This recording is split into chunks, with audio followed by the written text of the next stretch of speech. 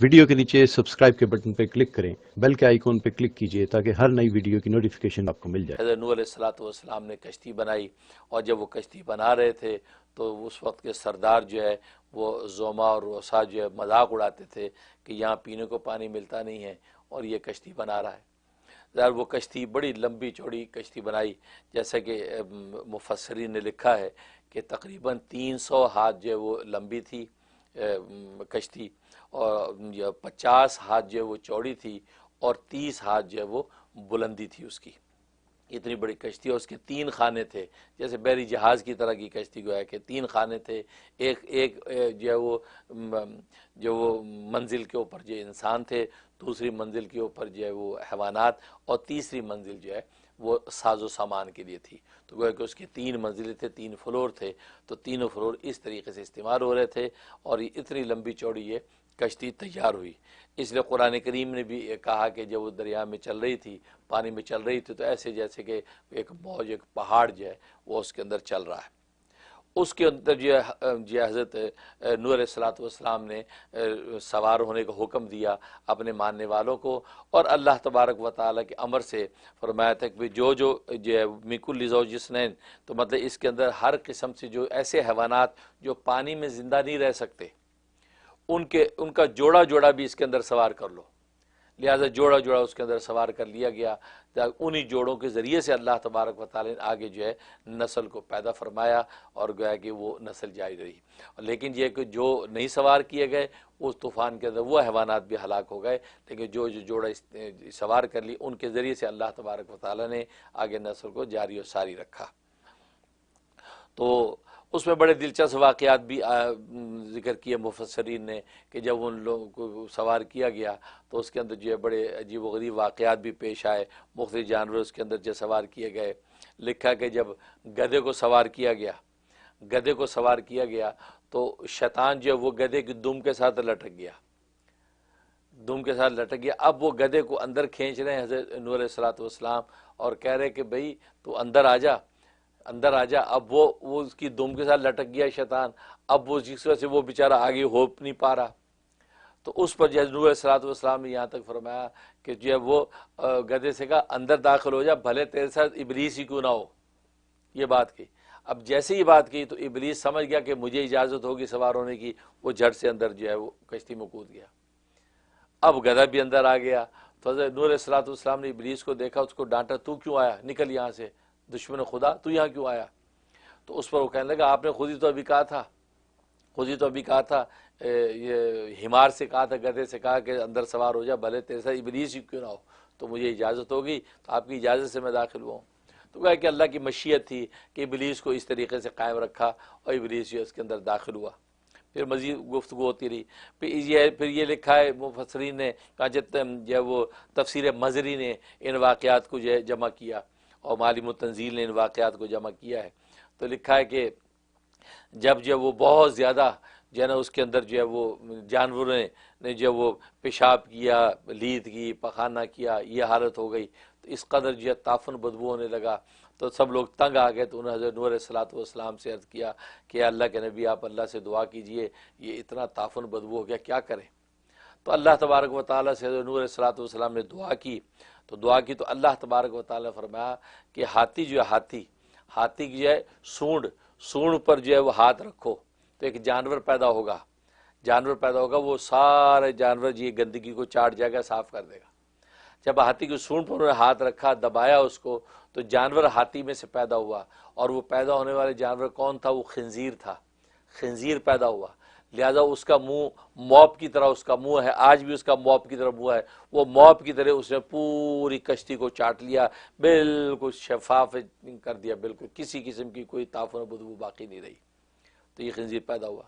پھر یہ کہ اس میں جو چوہے جو وہ کترنے لگے مختلف چیزوں کو، سامانوں کو، تو اس پر جو ہے وہ مسلمانوں نے، اہل ایمان نے حضرت نوح علیہ السلام سے شکایت کی، یہ چوہے جو ہے یہ چیزیں کترنے لگ گئے، سامان کترنے لگ گئے، تو آپ ان چوہوں کے لیے کچھ کریں، دعا کریں۔ اللہ سے دعا کی تو اللہ تبارک و تعالیٰ نے فرمایا کہ تم شیر کی ناک کو دباؤ۔ چنانچہ شیر کی ناک کو جب دبایا تو ایک جانور اس میں سے پیدا ہوا جس کو بلی کہتے ہیں، تو بلی اس طرح پیدا ہوئی۔ تو بلی جیسے پیدا ہوئی اور کودی، اس نے چوہوں کو جھپڑنا شروع کر دیا، سارے چوہے جو ہے وہ مار کے کھا کے بالکل صفائی کر دیا۔ اس بلی کو اس طرح اللہ تبارک و تعالی نے پیدا کیا۔ تو گویا کہ اس طرح کے بڑے عجیب و غریب واقعات جو ہے وہ اس دوران کے اندر ہوتے رہے، یہاں تک کہ لکھا ہے کہ حضرت نوح علیہ الصلوۃ والسلام کے ایک صاحبزادے نے، اب کشتی جو 6 مہینے تک جو پانی پہ رہی، اس دوران میں سب انابت اللہ کی طرف متوجہ تھے، اللہ کی طرف توجہ کیے ہوئے تھے اور اللہ سے مانگ رہے تھے۔ تو اس دوران میں ایک بیٹا جو ان کا جو ہے، اس بیٹے نے اپنی بیوی کے ساتھ صحبت کر لی۔ اس دوران میں نوح علیہ الصلوۃ والسلام کو اس بات کی خبر ہو گئی اور ان کو بڑا جلال اور غضب آیا کہ یہ وقت انابت اللہ کا ہے، رجوع اللہ کا وقت ہے۔ اتنا بڑا ہولناک طوفان پورے عالم میں آیا، ساری دنیا تباہ ہو گئی، اللہ کا غضب ایسا ٹوٹا ہے کہ ایک کافر کا گھر باقی نہیں رہا۔ اس وقت بجائے اس کی کہ اللہ کی طرف انابت ہو اور اس نے یہ حرکت کی ہے، تو آپ نے اس کو ڈانٹا اور جو گویا کہ آپ نے جو ہے وہ بددعا کی، غصے میں بددعا کی کہ تو وہ جو نطفہ جو اس کی بیوی کے رحم میں ٹھہرا تھا وہ سیاہ ہو گیا، وہ کالا ہو گیا اور اس سے جو بچہ پیدا ہوا کالا بچہ پیدا ہوا۔ اس لیے مفسرین نے لکھا ہے، آج تفسیر مزری میں علامہ ثناء اللہ پانی پتی رحمۃ اللہ روایت نقل کی ہے، فرمایا کہ یہ جتنے حبشی نسل جو اولاد ہے، یہ حبشی سب کے سب اس جو ہے وہ کی نسل ہے، اور وہاں سے یہ سب حبشی اولاد جو ہے دنیا کے اندر پھیلی اور پیدا ہوئی ہے۔ تو گویا کہ یہ عجیب و غریب واقعات جو ہے اس وقت یہ سامنے آئے اور یہ سارا نظام چلا۔ تو یہ اس کے بارے میں فرما رہے ہیں کہ جب وہ قال ارکبوا فیہا، تو نوح علیہ الصلوۃ والسلام نے اس کے بعد جو سب لوگوں سے کہا ارکبوا فیہا، اس کے اندر سوار ہو جاؤ، بسم اللہ مجریہا و مرساہا، یہ جو ہے اللہ کے نام سے اس کا چلنا ہے اور اللہ کے نام سے اس کا ٹھہرنا ہے۔ ان ربی لغفور رحیم، بے شک میرا رب جو البتہ خوب بخشنے والا مہربان ہے۔ تو بسم اللہ مجریہا و مرساہا ان ربی لغفور رحیم، لہذا آج بھی اب سنت ہے جب آپ کشتی کو بیٹھیں، اور بعض علماء نے تو جہاز کے بارے میں بھی کہا کہ جہاز بھی کیونکہ کشتی کے مشابہ ہو جاتا ہے، کہ وہ بھی ہوا کے اندر تیرتا ہے، ہوا میں تیرتا ہے، جیسے کشتی پانی میں تیرتی ہے ایسے وہ ہوا کے اندر جہاز تیرتا ہے، لہذا جہاز پر بیٹھو تو یہ دعا پڑھ لیا کرو، بسم اللہ مجریہا و مرساہا ان ربی لغفور رحیم۔ اس سے کہ اللہ تبارک و تعالی جو ہے وہ اپنی رحمت سے، اپنے نام کی برکت سے جہاز کو بھی اور کشتیوں کو بھی ہر طرح کے حادثے سے محفوظ رکھتے ہیں۔ تو یہ فرمایا، تو قال ارکبوا، اور کہا نوح علیہ الصلوۃ والسلام نے ارکبوا فیہا، اس کشتی میں سوار ہو جاؤ، بسم اللہ مجریہا و مرساہا، اللہ کے نام سے ہی ہے اس کا چلنا اور اس کا ٹھہرنا، ان ربی لغفور رحیم، بے شک میرا رب البتہ خوب بخشنے والا مہربان ہے۔ وہی تجری بہم فی موجن، اور وہ کشتی لے کے چل رہی تھی ان کو، یعنی سب اہل ایمان کو، نوح علیہ الصلوۃ والسلام کو، فی موجن کل جبال، ان لہروں کے اندر ایسے جیسے ایک پہاڑ، وہ جو موجیں، جو دریا کی موجیں تھی، وہ پانی کی یعنی موجیں تھی، اس موجوں میں یوں لے کے چل رہی تھی جیسے ایک پہاڑ چل رہا ہے۔ وَنَادَى نُوحٌ ابْنَهُ، اب یہاں پر ایک واقعہ یہ پیش آیا کہ جب یہ کشتی چل رہی ہے تو نوح علیہ الصلوۃ والسلام کا بیٹا، کیونکہ نوح علیہ الصلوۃ والسلام کا بیٹا جس کا نام جو ہے وہ یام تھا، یام، حام، سام، یافس اور یام، یہ 4 بیٹے، حام، سام، یافس اور یام۔ تو یہ یام جو یام، اس کا جو ہے لقب کنعان تھا، تو کنعان اس کا لقب، کنعان نام سے مشہور تھا، یہ جو ہے نافرمانوں میں شامل تھا۔ اور اس کی جو ماں، اس کی ماں کا نام تھا وائلہ، واو الف عین لام اور ہا، تو وائلہ، تو وائلہ اس کا نام تھا۔ آپ کی 2 بیویاں تھیں، ایک کا نام مومنہ تھا، دوسری کا نام وائلہ تھا۔ تو مومنہ تو اہل ایمان میں شامل تھی، وہ تو کشتی میں تھی۔ اب یہ اللہ تبارک و تعالی جو اسی پہلی آیت میں فرمایا الا من سبق علیہ القول، مگر وہ جن کے اوپر جو ہے وہ اللہ کا فیصلہ جو ہے وہ مقرر ہو چکا، اس سے مراد وہ وائلہ ہے کہ وائلہ کی نجات نہیں ہوئی، وہ بھی اس طوفان کے اندر غرق ہو گئی، کیونکہ وہ مشرکین کے ساتھ ملی ہوئی تھی، نوح علیہ الصلوۃ والسلام کے خلاف سازشوں میں وہ شامل تھی، تو گویا کہ وہ ایمان نہیں لائی تھی۔ اور اس وقت مومن اور کافر کا نکاح جائز تھا، وہ کافرہ مشرکہ تھی، لیکن اس وقت جو ہے مومن اور کافر کا نکاح جائز تھا، اس لیے وائلہ کے نکاح حضرت نوح علیہ الصلوۃ والسلام کے ساتھ ہوا تھا۔ اس سے جو بیٹا تھا اس کا نام تھا یام، جس کا لقب کنعان۔ وہ اس نے کیا کیا، وہ سوار نہیں ہوا کشتی پہ۔ حضرت نوح علیہ الصلوۃ والسلام نے اس کو دیکھا، جب آپ کشتی پہ سب سوار ہو گئے، وہ سوار نہیں ہوا، اور وہ اپنا ایک صندوق سا بنا کے لکڑی کا اور اس کے اوپر بیٹھ گیا کہ بھئی میں تو بچ جاؤں گا، کیونکہ یہ موجیں ہیں پانی کی، کوئی بات نہیں کتنی اونچی جائیں گی، میرا صندوق اوپر چلتا چلا جائے گا۔ تو نوح علیہ السلام جب اس کو دیکھا تو اس کو پکارا آپ نے، اس کو کہہ رہے نادا نوح، نادا نوح ابنہ کان فی معزل، کہ پکارا نوح علیہ السلام نے اپنے بیٹے کو، وکان فی معزل، جو کنارے ہو رہا تھا، ایک سائڈ پہ ہو رہا تھا، جو اس کشتی میں سوار نہیں ہوا۔ کیا پکارا؟ یا بنیا، یا بنیا، اے میرے بیٹے، ارکب معنا، ہمارے ساتھ سوار ہو جا، ہمارے ساتھ سوار ہو جا، کیونکہ ظاہر ہے کہ آج جو ہے ایسا عذاب آ رہا ہے، آج اس عذاب میں سے کوئی بچنے والا ہے نہیں۔ تو پھر یا بنیا، میرے بیٹے، ارکب معنا، ہمارے ساتھ سوار ہو جا، ولا تکم مال کافرین، اور تو کافروں کے ساتھ نہ ہو، کیونکہ ذرا کافروں کے ساتھ لگا ہوا تھا، تو کہا کافروں کے ساتھ آج نہ جا، آج تو ادھر نہ جا، ادھر آ جا، میرے ساتھ سوار ہو جا۔ اس پر جو ہے قالا، وہ بولا سآوی الی جبل، میں جو ہے سآوی الی جبل، میں ٹھکانہ پکڑ لوں گا پہاڑ کی طرف، اتنا اونچا ہو جاؤں گا، پہاڑ کی چوٹی پر پہنچ جاؤں گا، تو یاسمونی من الماء، اور وہ پہاڑ مجھے جو ہے وہ پانی سے بچا لے گا۔ ظاہر ہے کہ اتنا اونچا پانی کہاں جائے گا، لہذا مجھے بچا لے گا۔ تو اس نے یہ نالائقی کی، نوح علیہ السلام کو چھوڑ کر وہ ایک طرف ہو گیا۔ اس کو یہ قرآن ذکر کر رہا ہے کہ یاسمونی من الماء، اور یہ پہاڑی مجھے بچا لے گا۔ تو نوح علیہ السلام نے فرمایا قال لا عاصم اليوم من امر اللہ، کہ آج کوئی بچانے والا نہیں اللہ کے عذاب سے، لا عاصم اليوم، آج کوئی بچانے والا نہیں۔ ہاں پہاڑ عام حالات میں پہاڑ کی چوٹی پہ چڑھ جاؤ، سیلابوں سے انسان بچ جاتا ہے، لیکن یہ وہ سیلاب نہیں ہے کہ جو تو سمجھ رہا ہے، تو سمجھ رہا ہے ویسے ایک سیلاب آ گیا، نہیں، یہ تو بڑی خطرناک صورتحال ہے۔ اور ظاہر ہے کہ جیسے کہ پہلی آیات میں ہم نے دیکھا کہ وہ جو ہے وہ اللہ تبارک و تعالی نے عذاب بنا کر جو ہے یہ طغیانی، اور کہاں سے شروع ہوئی؟ تنور سے شروع ہوئی۔ تنور کے اندر سب سے پہلے جو ہے وہ پانی ابلا، تنور جو کہ میں نے بتایا آگ کی جگہ ہے، وہاں روٹیاں پکتی ہیں، وہاں پہ پانی ابلا۔ تو بطور نشانی کے نوح علیہ السلام کو بتلا دیا گیا تھا کہ تنور میں جب پانی ابلنے لگے سمجھو کہ عذاب آ گیا، اب کشتی کے اوپر سوار ہونا شروع ہو جانا۔ اور تنور کے بارے میں مختلف روایات ہیں، ایک تو یہ روایت ہے کہ تندور روٹیوں کا تندور تھا کوفہ کے اندر، اور وہ تندور جو ہے اس کی نشانی مراد ہے۔ اور بعض مفسرین فرماتے ہیں یہ ایک تندور تھا جو اما ہوا سے یہ وراثتاً چلتا آ رہا تھا، اور نوح علیہ السلام کے پاس آ گیا تھا۔ تو یہ تنور جو ہے وراثتاً چلا آ رہا تھا، فرمایا یہ جو تنور ہے اس کے اندر پانی جب ابلنے لگ جائے تو سمجھ جانا کہ جو ہے اللہ تبارک و تعالیٰ کا امر اور عذاب کے آثار شروع ہو گئے ہیں، اور تم لوگ فوراً کشتی کے اوپر سوار ہونا شروع ہو جانا۔ اور بعض مفسر فرماتے ہیں کہ تنور اصل میں یہ کوفہ کے اندر جو ہے وہ ایک جو ہے وہ چشمے کا نام ہے، چشمہ، یہ چشمہ جب پھوٹنے لگے، اس میں پانی ابلنے لگے تو سمجھ جانا کہ اب اللہ کا عذاب جو آنے والا ہے۔ اور بعض کے تنور سے مراد یہ نور مراد دے رہے ہیں کہ مطلب ہے کہ صبح کا سویرا، کہ صبح کا سویرا بہت چمکنے والا سویرا جس دن ہو صبح کو، سمجھ جانا کہ آج عذاب کا دن ہے، اور تم لوگ جو فٹافٹ کشتی پہ سوار ہو جانا، کیونکہ اب جو وہ اللہ تبارک و تعالی ایسا پانی کا عذاب لائیں گے کہ زمین سے بھی پانی ابلے گا اور آسمان سے بھی پانی برسے گا۔ اور یہی ہوا کہ ایسا عذاب آیا، اور یہی راجح قول ہے کہ پورے عالم کے اندر آیا، صرف خاص علاقے میں نہیں آیا، پورے عالم میں آیا۔ اس کا ایک قرینہ مفسرین یہ بیان کرتے ہیں، اصل میں جب اس خاص خطے پہ عذاب آنا ہوتا ہے تو اللہ تبارک و تعالیٰ کی سنت یہ ہے کہ نبی کو اس علاقے سے نکل جانے کا حکم دیتے ہیں کہ آپ اس علاقے سے نکل جائیے، اس لیے کہ اب ان لوگوں پہ عذاب آنے والا ہے۔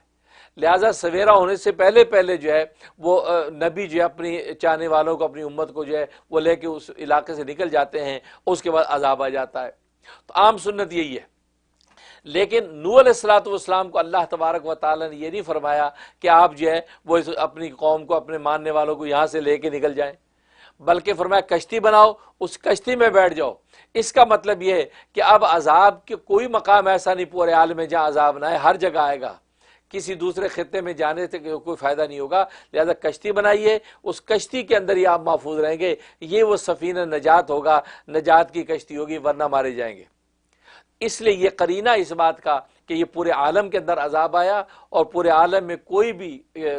کافر مشرک نہیں چھوڑا گیا، اور جو وہ جوڑے کے علاوہ باقی کوئی بھی مخلوق نہیں چھوڑے گی، سب تباہ برباد کر دیے گئے۔ اور صرف جو ہے اب راسا ان بیچاری مخلوق کا کیا قصور کہ جو دوسرے مارے گئے؟ وہ ایسے ہی ہے کہ جیسے عام حالات میں بھی سیلاب آتے ہیں، اللہ کی تکوینی حکمت ہے، کتنے جانور مر جاتے ہیں، کتنے مویشی ہلاک ہو جاتے ہیں، کتنے باغات و درخت تباہ ہو جاتے ہیں، تو یہ تکوینی امور کا حصہ ہے۔ اس لیے یہ سوال نہیں اٹھتا کہ بھئی وہ جوڑے جوڑے تو بچ گئے، باقی جانور کیوں ہلاک ہوئے، ان کا کیا قصور ہے؟ کافروں کو تو اس لیے کیا کہ کفر شرک کیا تھا، جانوروں نے کیا کیا؟ تو کیا کچھ نہیں۔ یہ تکوینی سنت ہے اللہ تبارک و تعالیٰ کی۔ آج بھی سیلاب آتے ہیں تو بہت سے جو ہے وہ بے گناہ جانور بھی مارے جاتے ہیں، بہت سے مویشی مارے جاتے ہیں، تو یہ تکوینی نظام ہے، اس پر کوئی سوال نہیں پیدا ہوتا۔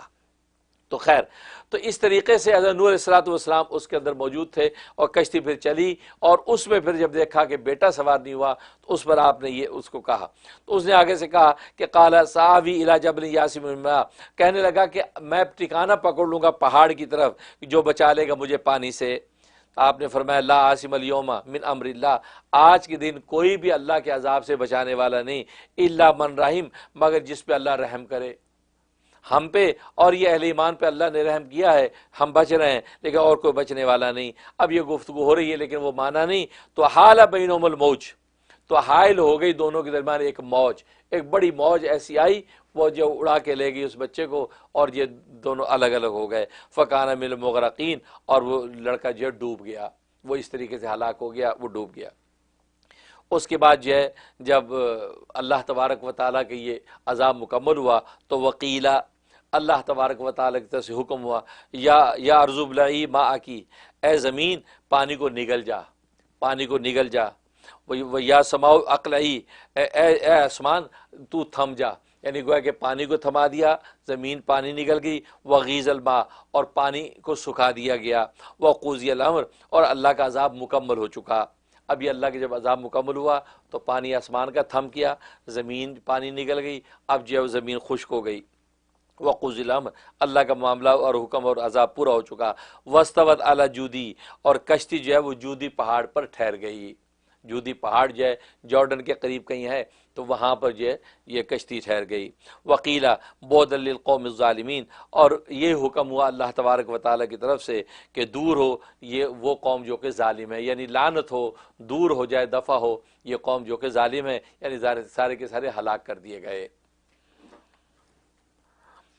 ظاہر ہے کہ اللہ تبارک و تعالیٰ کا عذاب تھا، اس عذاب کے نتیجے میں نے بتایا کہ کوئی بھی کافر مشرک باقی نہیں رہا، وہی اہل ایمان جو کشتی کے اوپر زندہ رہے۔ عبداللہ ابن عباس رضی اللہ تعالیٰ کی روایت ہے کہ 7 سے لے کے 80 تک کی تعداد ہے کہ جو وہ زندہ سلامت رہے، جو اہل ایمان۔ اب ان اہل ایمان میں سے آگے جو ہے وہ نسل چلی ہے، اللہ تبارک و تعالیٰ نے پھر سارے کے سارے عالم کو دوبارہ زندہ کیا۔ اسے نوح علیہ السلام جو ہے ان کو آدم ثانی کہتے ہیں۔ ایک آدم اول ہے، ان کے ذریعے سے نسل آگے چلی ہے، دوسری آدم ثانی ہے نوح علیہ السلام، جن کو 1400 سال کی عمر دی گئی۔ حضرت عبداللہ ابن عباس رضی اللہ تعالیٰ کی روایت ہے کہ 1400 سال کی ان کو عمر دی گئی، اور شروع کے 40 سال نکال کے 950 سال تک آپ نے دعوت حق دی، 950 سال تک آپ دعوت حق دیتے رہے، لیکن یہ کہ کوئی جو ہے وہ معتد بھی تعداد اہل ایمان میں داخل نہیں ہوئی۔ بس وہی میں بتایا کہ جو 7 سے لے کے جو وہ 80 تک کی تعداد لکھی جاتی ہے، اتنے لوگ جو ایمان کے اندر داخل ہوئے، ورنہ جو نسل در نسل جو ہے وہ کافر مشرکی پیدا ہو رہے تھے، تبھی اللہ تبارک و تعالیٰ ان کو برباد تباہ کیا۔ تو ان کی عمر جو ہے 1400 سال ان کی عمر، لیکن ایک بھی بال کالا نہیں، سفید نہیں، کالے بال، یعنی اتنی لمبی عمر میں حضرت نوح علیہ السلام کے داڑھی سر کے بال بالکل کالے، سفید بال۔ اس وقت سفید بال ہونے کا رواج ہی نہیں تھا۔ حضرت آدم علیہ السلام کو 1000 سال عمر ملی، 1000 سال میں ایک بھی بال ان کا سفید نہیں۔ پھر نوح علیہ السلام کے والد جو ہے ان کو 777 سال عمر ملی، ایک بھی بال سفید نہیں۔ یہ سب سے پہلے شخص جن کا بال سفید ہوئے ہیں وہ حضرت ابراہیم علیہ السلام ہیں۔ حضرت ابراہیم علیہ السلام کے بال سفید ہوئے ہیں، ان کے بعد سے پھر سنت بنی آدم جاری ہو گئی کہ انسانوں میں بال سفید ہونے لگے۔ اس سے پہلے جو کسی کے بال جو سفید نہیں ہوتے تھے، گویا کہ نوح علیہ السلام 1400 سال کی عمر میں بھی ان کے سارے بال جو ہے سر داڑھی کے بالکل کالے بال تھے، کیونکہ سفید بال ہوا ہی نہیں کرتے تھے۔ تو سب سے پہلے حضرت ابراہیم علیہ السلام کے بال سفید ہوئے، اور آتا ہے روایات میں کہ آپ حیران ہوئے کہ یہ سفید بال ہیں، اور ان کو توڑنے کی کوشش کی تو اللہ تبارک و تعالیٰ فرمایا کہ نہیں، یہ تیرے لیے وقار ہے، یہ تیرے لیے وقار ہے۔ اور کیونکہ حیران ہو کے پوچھے اے رب ذوالجلال یہ کیا ہے، کیونکہ آج تک تو یہ سنا نہیں تھا، 200 سال عمر تھی حضرت ابراہیم علیہ السلام، تو یہ کیا ہے؟ تو اللہ تبارک و تعالیٰ فرمایا کہ یہ وقار ہے، وقار، ہذا وقارو کا، یہ تیرا وقار ہے۔ تو اس پر جو ہے حضرت ابراہیم علیہ السلام فرمایا کہ زدنی وقارن، زدنی وقارن، اے اللہ میرے وقار کو اور زیادہ کر، مطلب بال سفید اب ایک نہیں جتنے ہوں مجھے پرواہ نہیں، کیونکہ میرا وقار ہے۔ تو یہ ہے، تو یہ تو نوح علیہ السلام کو اتنی عمر دی، اور لیکن یہ اہل ایمان کے اندر جتنے لوگ آئے، میں نے بتایا کہ 7 سے لے کے 80 تک کی روایات ہیں، اتنے لوگ آئے۔ نادا نوح ربہ، اب یہ جب یہ واقعہ ہو گیا، وہ بیٹا غرق ہو گیا، اب جب بیٹا ذرا اولاد تھی، اور اللہ تبارک و تعالی نے آپ سے یہ پہلے عہد کر رکھا تھا کہ آپ کے اہل کو اور آپ کے اہل ایمان کو میں بچاؤں گا۔ اب یہاں پر بیٹا تو آپ کا اہل ہے ہی ہے، تو وہ بیٹا غرق ہو گیا، تو اس کے لیے اب دعا کر رہے ہیں کہ نادا نوح ربہ، پکارا نوح علیہ السلام نے اپنے رب کو، فقالا، پس کہا، ربی ان ابنی من اہلی، کہ اے میرے رب کہ میرا بیٹا تو میرے اہل میں سے ہے۔ آپ نے کہا تھا میرے اہل عیال کو آپ بچائیں گے، تو بیٹا تو میرے اہل میں سے ہے۔ وَإِنَّ وَعْدَكَ الْحَقُّ، اور بے شک تیرا وعدہ تو سچا ہوتا ہے۔ وَأَنْتَ أَحْكَمُ الْحَاكِمِينَ، اور تو سب سے بڑا حاکم ہے، حاکموں میں سب سے بڑا حاکم تو ہی ہے، تو لہذا آپ جو ہے کہ حق کا فیصلہ کریں۔ میرا بچہ جو ہے وہ مجھ سے جدا ہو گیا، میں چاہتا ہوں کہ وہ بھی جو ہے میرے ساتھ مل جائے، جیسے حام سام یافس، حام سام یافس میرے ساتھ ہیں، تو یام جو ہے یعنی وہ کنان کے نام سے جو معروف ہے وہ بھی میرے ساتھ ہو۔ یہ سوال کیا، اس پر جو اللہ تبارک و تعالی فرمایا، فرمایا اللہ تبارک و تعالی نے، یا نوح، اے نوح، انہ لیس من اہلک، وہ تیرے اہل میں سے نہیں ہے،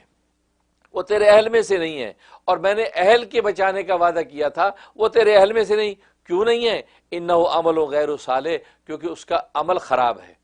اس کے اعمال خراب ہیں، وہ شرکی اور کفری اعمال کے اندر مبتلا ہے، اور کافروں کی صحبتوں میں رہتا ہے، لہذا وہ تیرا بچہ ہی نہیں، تیرا بیٹا ہی نہیں ہے۔ تو گویا کہ انبیاء اور صلح اور جو نیک لوگ ہوتے ہیں ان کی اولادیں نیکی اور تقوی کی بنیاد پر ہی اہل کہلاتی ہیں، گویا کہ نیکی تقوی کی بنیاد پر اہل کہلاتی ہیں۔ اگر نیکی تقوی نہیں ہے اور وہ اوباش ہیں، بدماش ہیں، اور جو وہ نافرمان ہیں، تو پھر اللہ تبارک و تعالی ان کے اہل میں سے ان کو شمار ہی نہیں کرتے۔ اس لیے تو شروع میں یہ کہہ دیا کہ ان لیس من اہلک، وہ تیرے اہل میں سے ہے ہی نہیں، کیوں؟ انہ عمل غیر صالح، کیونکہ اس کا عمل خراب ہے، اور ظاہر خراب تھا کیونکہ کفار و مشرکین کے ساتھ سازشیں کرتا تھا، اور ماں کے ساتھ جو لگا رہتا تھا، ماں جو ان کی وائلہ وہ بھی کفار و مشرکین کے ساتھ سازشیں، نوح علیہ السلام کا وہ ان کی بیوی وہ بھی مذاق اڑاتی تھیں اور برا بھلا کہتی اور کفار و مشرکین کی تائید کرتی تھیں۔ تو یہ سارے واقعات تھے، اس لیے اللہ تبارک و تعالی نے فرمایا کہ وہ تیرے اہل میں سے نہیں ہے۔ وَلَا تَسْأَلْنِي مَا لَيْسَ لَكَ بِهِ عِلْمٌ، اور پس سوال نہ کر مجھ سے اس چیز کا جس کا تجھے علم نہیں ہے۔ میں نے اس تیرے بیٹے کو کیوں ہلاک کیا، کیوں غرق کر دیا، اور کیوں نہیں تیرے ساتھ شامل کیا، یہ میں جانتا ہوں، تجھے اس کی خبر نہیں ہے، اور تو اس کو اپنے اہل سمجھ کے تو کہہ رہا ہے کہ وہ جب وہ اس کو میرے ساتھ جو کشتی میں اس کو شامل کر دیا جائے، تو کیسے ممکن ہے؟ کیونکہ میں جانتا ہوں کہ وہ جو ہے وہ کفار و مشرکین میں سے۔ اب اس پہ دو باتیں ہیں، ایک بات تو یہ کہ نوح علیہ السلام کو پتا تھا کہ یہ کافر و مشرک ہے،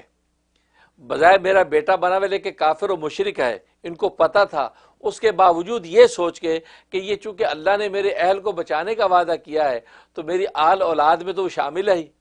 تو اس لیے وہ پدری محبت نے جوش مارا اور آپ نے دعا کر دی کہ میرے اہل میں سے آپ اس کو بھی بچا دیں، یہ بات۔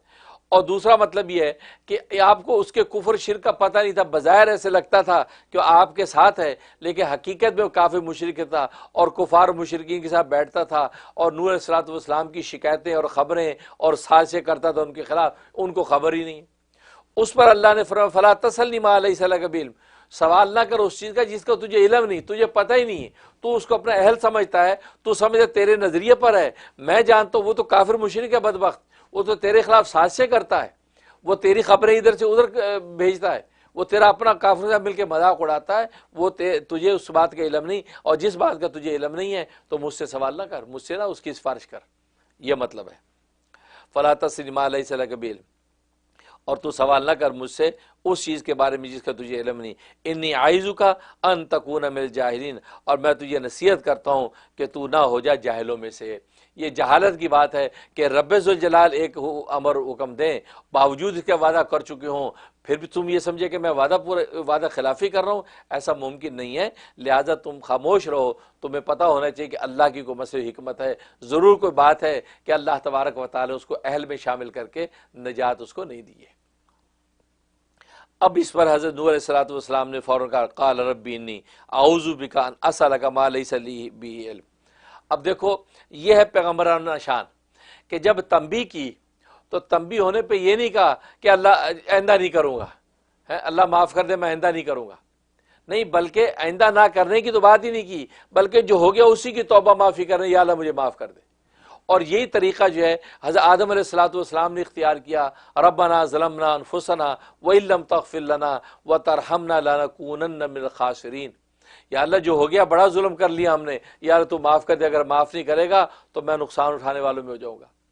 یہی طریقہ حضرت یونس علیہ الصلوۃ والسلام نے اختیار کیا، انہوں نے بھی کہا لا الہ الا انت سبحانک انی کنت من الظالمین، میں تو ظالموں میں سے ہو گیا، اللہ کی بڑائی بیان کے معافی مانگی۔ یہ پیغمبرانہ شان، یہ نہیں کہ آئندہ نہیں کروں گا، کیونکہ آئندہ نہیں کروں گا اس میں دعویٰ ہے، اس میں دعویٰ اس بات کا ہے کہ آئندہ میں آپ کی کیا مجال ہے کہ آپ نہیں کریں، کیا پتہ آئندہ بھی کر لیں۔ تو یہ کہنا کہ آئندہ میں نہیں کروں گا مجھے معاف کر دیں، تو آئندہ نہیں کروں گا کے اندر ایک دعویٰ ہے ایک طرح کا کہ آئندہ حالات میرے کنٹرول میں ہوں گے اور آئندہ میں یہ نہیں کروں گا۔ تو یہ دعویٰ بھی اللہ کے سامنے جو ایک بڑائی اور عجب کا اظہار ہے، یہ بھی جو اللہ کو پسند نہیں ہے۔ تو پیغمبر ہی چونکہ اس معرفت سے واقف ہے، لہذا پیغمبر کبھی یہ بات نہیں کہہ رہا آئندہ نہیں کروں گا۔ جیسے عام لوگ ہم تو کہہ دیجیے آئندہ نہیں کروں گا، بھئی آئندہ کیا، تو پدی کا شوربہ، آئندہ حالات ہے پھر تو کر دے گا، تو یہ تیرے میں کیا مجال ہے کہ تو کس بیس پہ ہی بات کہہ رہا ہے کہ آئندہ حالات تیرے کنٹرول میں ہوں گے تو نہیں کرے گا؟ تو بھائی اللہ سے معافی عافیت مانگ، تو پہلے جو ہو گیا اس کی توبہ معافی مانگ۔ تو یہ پیغمبروں کی شان ہوتی ہے۔ تو یہاں نوح علیہ الصلوۃ والسلام نے بھی یہی کیا کہ آپ نے جو ہوا اس کو فوراً آپ نے پناہ مانگی، معافی مانگی۔ قال ربی، بولے نوح علیہ الصلوۃ والسلام، اے میرے رب انی اعوذ بکا، میں پناہ مانگتا ہوں تیری، ان اسألک ما لیس لی بہ علم، کہ میں تجھ سے مانگوں وہ چیز کہ جس کا مجھے علم نہیں۔ وَإِلَّا تَغْفِرْ لِي، مجھے یعنی بخش دیجئے اگر آپ نے میری مغفرت نہ کی، وَتَرْحَمْنِی، مجھ پر رحم نہ کیا، أَكُن مِّنَ الْخَاسِرِينَ، تو میں نقصان اٹھانے والوں میں سے ہو جاؤں گا، خسارے والوں میں سے ہو جاؤں گا۔ تو یہ فوراً آپ نے یہ معافی مانگی، اور یہ